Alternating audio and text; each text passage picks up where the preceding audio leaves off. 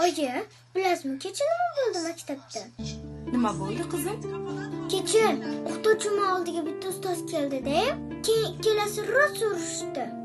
Yo'q, keyinchi? Keyin buni direktorimiz bilib qolib, "Sizlarni ishdan haydab yuboraman, boshqa unaqa qilmalaring" dedi. Yo'q, Ha. Keyin Xadichani sochidanchi Jasur tortdi.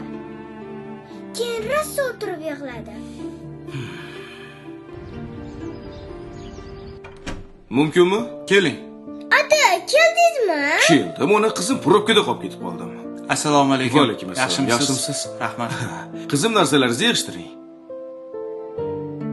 Ustoz, ahvolingiz yaxshimi? Yaxshi.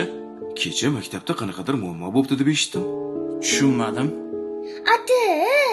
Ha, nima o'zi yetding-ku qizim? Kamila?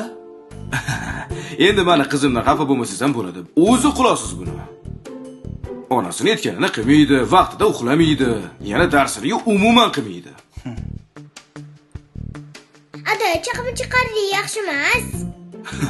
Chaqimchilik yaxshi emas, a? Nimaga unda maktabdagi voqeani uyga borib chaqdingiz? Bu yaxshimi? Yaxshi emas.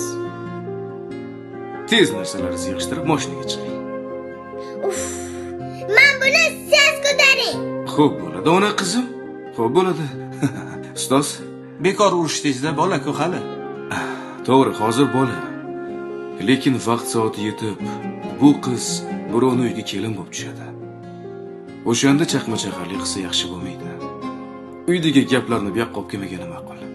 Shuning uchun qo'ldan kelgancha bolalikdan tarbiya berishga harakat qilamiz. Qizingiz bormi? Bor. Baxtli bo'lsin. Sog' bo'ling. Sog' bo'ling. Xo'p. Rahmat. Xayr, ustoz. Xayr. Ha. Qiz bola tarbiyasi oson emas.